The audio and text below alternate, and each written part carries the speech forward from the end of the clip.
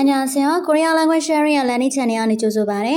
။ချက် Korea Basic အတွက်သင်ပေးထားတာကမနေ့ကတော့ Korea Basic Grammar ၄ခုထိပြီးသွားပြီဆိုတော့ခါကြတော့ချက်တို့ Korea Basic ဘိုင်းကိုတော်တော်များများပြီးသွားပြီလို့ပြောလို့ရပါတယ်။ချက်ဒီနောက်မှာဆိုရင်ဘာပဲကြံမလဲဆိုတော့ဂျာဂီဆိုခဲ့အပိုင်းပေါ့နော်거는 자기 소개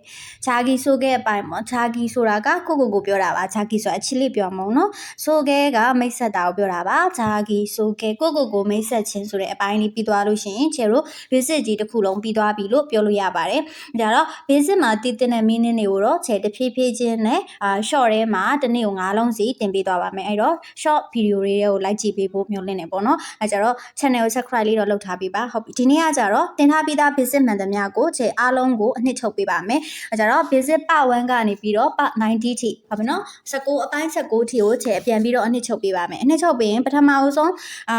part 1မှာကခြေတို့ဘယ်စာကိုပဲဘယ်ဘာသာကိုပဲစတင်တင်ပြီဆိုလို့ရှင်ပါစတင်ရမလဲဘီးရစတင်ရမယ်ဘီးပြီးတော့မှတရလိုက်မယ်ဘီးနဲ့တရနဲ့ကတ်မှာစာအကြောင်းတစ်ခုဖြစ်မယ်ပေါ့နော်ဟုတ်ပြီအဲ့ကြတော့ခါကြတော့ကိုရီးယားမှာကဘီးကမူရင်းဘီးက14လုံးပေါင်းဆက်ဘီးက6လုံး sorry ပေါင်းဆက်ဘီးက5လုံးစုစုပေါင်းဘီး16လုံးရှိရပေါ့နော်ဟုတ်ပြီအဲ့လိုကြတော့မူရင်းပြည့်ဆက်လေးလုံးကိုခြေတို့တစ်ခုချင်းပြန်ပြီးတန်ထွက်ရရင်နော်ဂနာဒါရာမာဘာစာအာဂျာချာခါထာဖာဟာအဲ့ဒါပြီးရင်ပေါင်းဆက်ပြီးက9လုံးငါကြောင့်ခါနဲ့ကနဲ့ပေါင်းတယ်တာနဲ့တာနဲ့ပေါင်းတယ်ဘာနဲ့ဘာနဲ့ပေါင်းတယ်စာနဲ့စာနဲ့ပေါင်းတယ်ပြီးတော့ဂျာနဲ့ဂျာနဲ့ပေါင်းတယ်ဟိုကြတော့ဒီကအတန်ထွက်ကကြတော့ကာတာပါစာဂျာဆိုရင်ဒါကပထမဦးဆုံးဘီးသင်ခန်းစာပါဘီးသင်ခန်းစာမှာခြေဘီးတွေကို14လုံးကတရက်9လုံးကတရက်တင်ပေးလိုက်ပြီးတော့အရေးပုံရင်းနှီးကိုတရက်တင်ပေးတာမလို့ပါ1နဲ့ပါ2ဖြစ်ခဲ့ပါတယ်ဟုတ်ပြီအဲ့ဒါကကိုရီးယားမှာရှိတဲ့မူရင်းဘီး14လုံးပေါင်းဆက်ပြီး9လုံးပါအဲ့ဒါပြီးတော့ကိုရီးယားမှာကတရကမူရင်းတရက10လုံးပေါင်းဆက်တရက17လုံးဆိုပြီးရှိပါတယ်အဲ့ကြတော့မူရင်းတရမှာကကြတော့အာယာအောယောပြီးတော့အိုယိုyou e ဆိုပြီးတော့ဒီ10လုံးရှိတယ်ပေါ့နော်ဟုတ်ပြီအဲ့ဆိုရင်တစ်ခုချင်းပြန်ပြီးတန်ထွက်ရရင်အာယာအောယောအိုယိုyou e ဒီတန်ထွက်လေးကတချို့တွေကကြတော့တချို့ဆရာမတွေကလို့ထွက်တယ်တချို့ဆရာမတွေကြတော့လို့ထွက်တယ်အဲ့တော့တချို့တွေကြတော့တွားစီပြီးရှာကြတဲ့ကအတန်နဲ့ဂျားတွေကတွားကြားတွေကနေထွက်လာတဲ့အတန်နဲ့အဲ့လိုထွက်တာမျိုးရှိတယ်အဲ့တော့ကိုထွက်လို့အဆင်ပြေဆုံးဟာကိုထွက်ပါဒါပေမဲ့စလုံးတွေပေါင်းပြီးလို့ရှိရင်အတန်ထွက်အနည်းဆက်ဆုံးဖြစ်ဖို့အတွက်ဆိုလို့ရှိရင်เนาะကိုရီးယားဒရမာတွေများများကြည့်ပြီးတချင်းတွေများများနားထောင်ပြီးအဲ့ထဲမှာမှသူတို့ကတယောက်နဲ့ကိုရီးယားမှာတော့မှတယောက်နဲ့ထွက်တာမတူတတ်ဘူးเนาะအဲ့တော့ခါကြတော့ဒါကကြတော့ချေရုခါနဲ့အဲ့ဒီစားလေးနဲ့ကတ်မယ်ဆိုရင်เนาะ girl အဲ့ဒါမှgirl ခြေတို့စကားပြောလို့ရှိရင် girl တခုခုကိုပြောဖို့ကြံ့ကြာနေတဲ့အခါမျိုးမှာဒီစလုံးလေးနဲ့ဆက်ကြရလေသူတို့က girl 그렇게는 아니거든요 이렇게요အဲ့ကြအဲ့စလုံးလေးနဲ့စကြတာမို့လို့အဲ့ဒီမှာသူတို့အတန်ထွက်တာဘလို့ပုံစံလဲဆိုတာကိုနားထောင်ပြီးတော့ခါကြတော့လိုက်ပြီးအတန်ထွက်ပြင်ရပါတယ်เนาะဟိုကြတော့ခြေကတော့လို့ပဲထွက်ပါတယ်အဲ့ကြတော့ girlရမယ်နော်ဟုတ်ပြီဒါကတရတွေအဲ့ကြတော့ဘီးနဲ့တရနဲ့ပေါင်းတဲ့အခါမှာဆိုပြီးတော့မူရင်းဘီး16လုံးနဲ့တရမူရင်းတရ10လုံးနဲ့ကိုပေါင်းတဲ့သင်ခန်းစာကိုတစ်ခေါက်တင်ပေးပါတယ်အဲ့ကြအဲ့ထဲကနေမှခြေဒီဟာလေးတွေဆွဲထုတ်လိုက်မယ်ပေါ့နော်ဂါကိုအာတရနဲ့ကတ်မယ်နာကိုအာတရနဲ့ကတ်မယ်ဒါကိုအာတရနဲ့ကတ်မယ်ရကိုအာတရနဲ့ကတ်မယ်ဟုတ်ပြီမကိုအာတရနဲ့ကတ်မယ်ဘာကိုအာတရာနဲ့ကတ်မယ်စကိုအာတရာနဲ့ကတ်မယ်အကိုအာတရာနဲ့ကတ်မယ်ပေါ့အဲဆိုရင်ဒီတန်ထွက်လေးတွေကဘယ်လိုဖြစ်သွားမလဲဂါနဲ့အာနဲ့ဆိုတော့ဂါနာနဲ့အာနဲ့ဆိုတော့နာဒါနဲ့အာနဲ့ဆိုတော့ဒါရနဲ့အာနဲ့ဆိုတော့ရာမနဲ့အာနဲ့ဆိုတော့မာဘာနဲ့အာနဲ့ဆိုတော့ဘာစနဲ့အာနဲ့ဆိုတော့စာအာနဲ့အာနဲ့ဆိုတော့အာဒီတန်ထွက်ကမပြောင်းเนาะဒါကြတော့ဂါနာဒါရာမာဘာစာပြီးတော့ခေရောဂါနာဒါရာမာဘာစာဂါနာဒါရာမာဘာစာဟုတ်ပြီအဲ့ဆိုရင်ခြေတို့နောက်တစ်ချက်ပေါင်းပြီးတော့ရေးကြည့်မယ်အဲ့ဒါဆိုရင်အာတရာနဲ့ဆိုရင်အာဂျာဒီကောနော်ချာအာဆိုတော့ချာခါထာဖာဟာ ဒါကြတော့ဒီတန်ထွက်တွေကကြတော့အာနဲ့အာနဲ့ဆိုတော့အာဂျာနဲ့အာနဲ့ဆိုတော့ဂျာချနဲ့အာနဲ့ဆိုတော့ချာခနဲ့အာနဲ့ဆိုတော့ခါထနဲ့အာနဲ့ဆိုတော့ထာဖနဲ့အာနဲ့ဆိုတော့ဖာဟနဲ့အာနဲ့ဆိုတော့ဟာ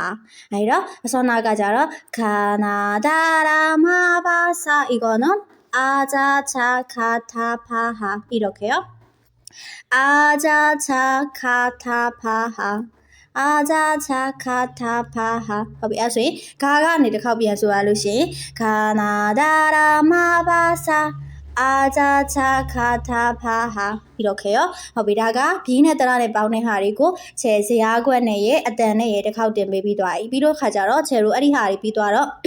ဘီးတရပြီးသွားတော့ခါကြတော့ပေါင်းဆက်တရကိုဆက်သွားတယ်ပေါင်းဆက်တရက17မျိုးရှိတယ်ပေါ့နော်じゃပေါင်းဆက်တရဆိုတာကမူရင်းတရတွေဟာတွေကိုနှစ်ခုစီပေါင်းတာအာရဲ့အီရဲ့ပေါင်းမယ်ယာရဲ့အီရဲ့ပေါင်းမယ်အောရဲ့အီရဲ့ပေါင်းမယ်ယောရဲ့အီရဲ့ပေါင်းမယ်ပြီးတော့ခါကြအိုရဲ့အီရဲ့ပေါင်းမယ်ပြီးရင်ဦးရဲ့အီရဲ့ပေါင်းမယ်ရဲ့အီရဲ့ပေါင်းမယ်ဒါကခုနှလုံးတစ်မျိုးပြီးတော့ခါကြတော့ဝအတန်ထွက်တဲ့ဟာတွေကအိုနဲ့အာနဲ့ပေါင်းမယ်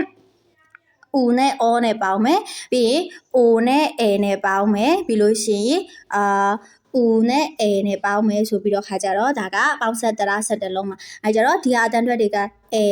ယေ에 왜 위 위 와 워 왜 왜 이렇게요. 에예 왜 위 위 와 워 왜 왜အဲ့ဒါဆိုရင်ချက်တို့ကဒီရှေ့မှာဘီးတဲ့ကထားပါတော့နာဘီးထည့်ကြည့်မယ်ဆိုလို့ရှိရင်နာနာယေနာနာယေနာဝေနာဝီ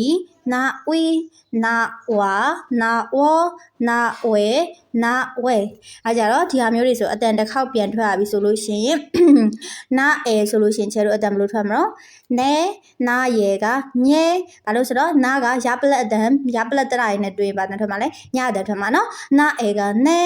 နာယေကညဲနာဝေကနွီနွီ이거는နွေနာဝေကနွီနာဝေကနွီနာဝါကနွားနွားဝေါကနောနာဝေကနွေနာဝေကလည်းຫນွေနောက်ဆုံးနှစ်ခုကအတန်ထွက်တူရယ်နော်အဲကြတော့နာနဲ့ကပ်ပြီးရဆိုလို့ရှိရင်နေညဲနဲညဲနွေနွီနွီနွာနောနွေနွေဆိုပြီးတော့အတန်ထွက်တယ်ဆိုပြီးတော့ပေါင်းဆက်တရတွေကိုလည်းရေးပုံရေးနေရပြီးတော့ခါကြတော့တရတွေနဲ့ပေါင်းတဲ့ခါမှာအတန်ထွက်ရတဲ့ဟာတွေကိုချဲဗီဒီယိုနဲ့တင်ပေးခဲ့ပါတယ်အဲကြတော့ဒီဟာကတရသင်ခန်းစာရဲ့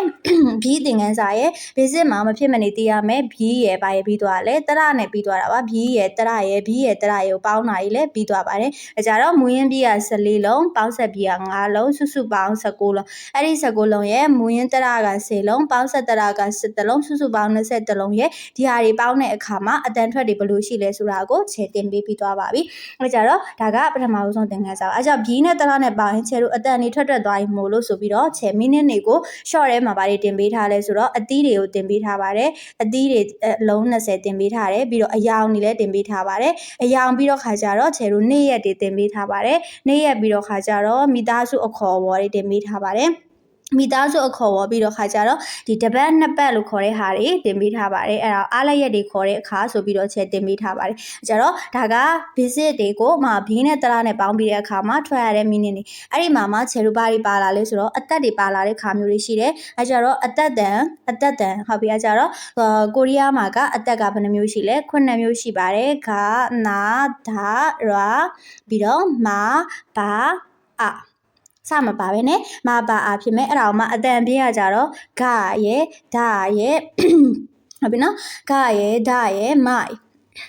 sorry ဂရဲ့ဒါရဲ့ဘိုင်ဒီဟာကအတန်ပြင်းဖြစ်ပြီးတော့ခါကြတော့နာရဲ့မရဲ့ရဲ့ကကြတော့အတန်ပြောဖြစ်တယ်ရာကတော့သူ့ရဲ့မူရင်းအတိုင်းပဲမလုပ်ပြီးမလဲအတန်ထွက်ပြီးမယ်ဆိုပြီးတော့ရှင်းလိုက်တယ်အဲကြတော့အသက်တန်ပြင်းက3မျိုးအသက်တန်ပြောက3မျိုး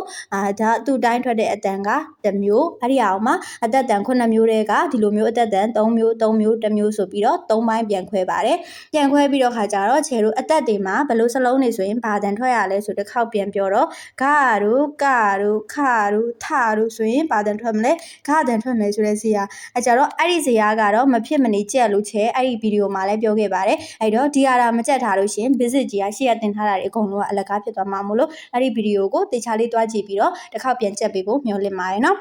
အဲ့တော့ဒါကဒီအသက်တန်တွေကိုပြောတာပါအဲ့ကြတော့အသက်တန်တွေပြီးသွားတဲ့အခါမှာခြေတို့အသက်တန်လှည့်ခြင်းတွေတင်တယ်ပေါ့နော်အဲ့ကြတော့ခနဲ့ဟာနဲ့တွေ့လို့ရှင်ဟုတ်ပြီနော်အဲ့တော့ခတန်ထွက်မယ်